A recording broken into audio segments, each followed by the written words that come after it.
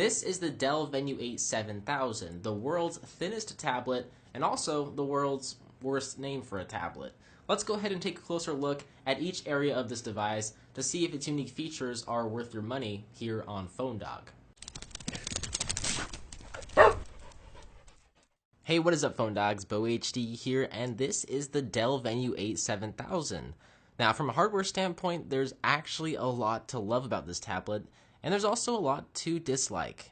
So first of all, it's crafted with a machined aluminum design. So you have a very premium, cool to the touch aluminum design that sort of wraps around the back and sides of the device, and it actually feels really good. It's not too slick or too slimy.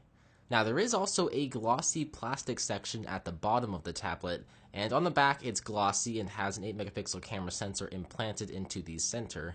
And I presume there's some antennas hidden in here as well, since I don't really see any of them on the top of the tablet.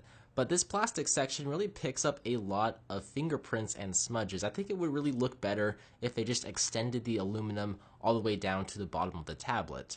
The plastic portion of the bottom does reach around to the front of the tablet, where you will find the stereo speakers and front-facing 2 megapixel camera sensor that is a bit oddly positioned at the bottom. But that's mostly because of the thin bezels that wrap around the 8.4-inch OLED display that looks really good, but does make it a little bit more challenging to hold in the hand, something that I will definitely talk about more in a moment.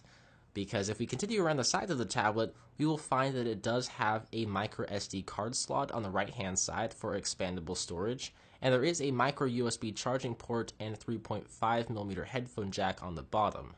Now, the power sleep on off button and volume rocker is located on the left hand side, and the buttons are made of aluminum. However, they are almost flush with the side panels, so they aren't very clicky and can be a little bit more challenging to locate them when you pick up the tablet and try to use it.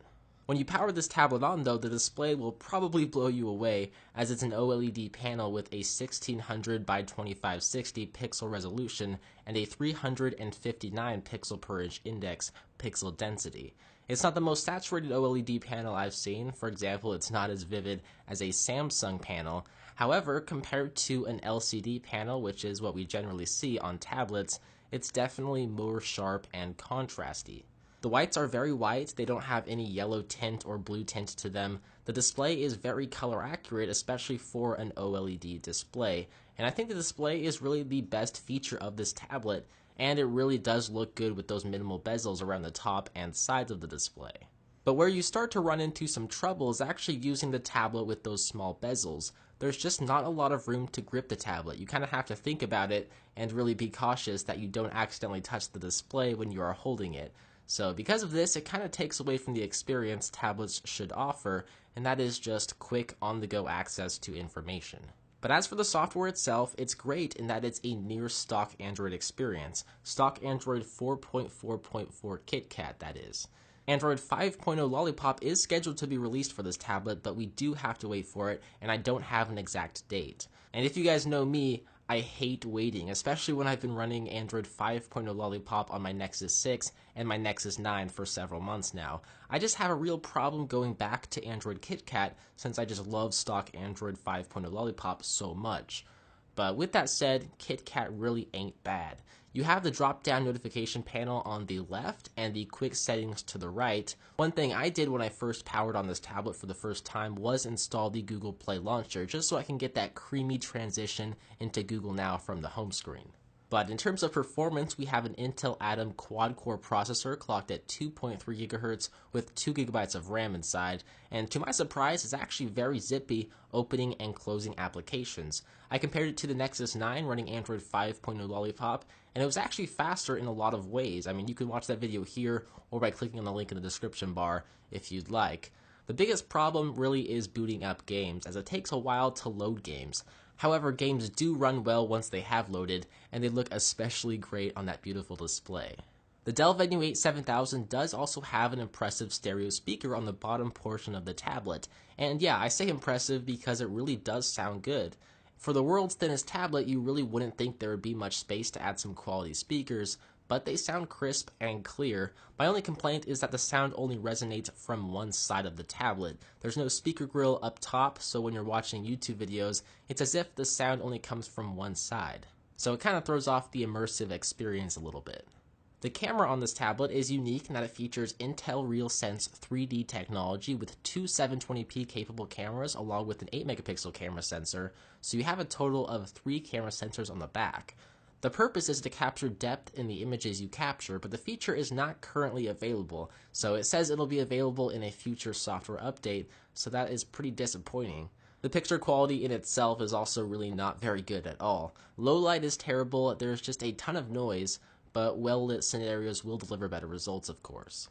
The battery life of the Dell Venue 8 7000 is fantastic. Somehow Dell managed to pack a 5900 mAh battery inside of here, and yeah, it lasts a long time. For example, the time on battery you see here is from moderate use and many hours of standby time, and as you can see, there's still a good amount of battery life left. Now, the Dell Venue 8 7000 costs $400 for the Wi-Fi version. For that price, you get the world's thinnest tablet. You also get a tablet that's constructed well with machined aluminum with a unique and aesthetically pleasing modern design that emphasizes the OLED display up front. With that said, the design has its faults. It's not the easiest tablet to hold with one hand, as the bezels are incredibly narrow, and also the buttons aren't very tactile. The display is certainly the wow feature of this tablet, as it looks amazing, has great viewing angles, is crisp and vibrant, and just beautiful to look at. And also, the large battery is very nice, as you can use this tablet for hours upon hours and not really have to worry about having to charge it. So all of those reasons make this tablet very appealing. I think once Android 5.0 Lollipop is officially available for the Dell Venue 8 7000 and the Intel RealSense 3D camera software is implemented, I think this will be a much more well-rounded tablet and will certainly be much more appealing for more people. But right now, I think there are better options out there on the market, but Dell is definitely on the way for creating a very successful tablet. It's just a few design tweaks away and software updates away from creating a really unbeatable Android tablet experience, but right now, it's just not quite there. So with that said, that is my review of the Dell Venue 8 7000. If you guys enjoyed this video, be sure to give it a big thumbs up. But as always, I'm BoHD from PhoneDog.com. I hope you enjoyed this video. Thank you for watching, and I will see you in the next one. See ya.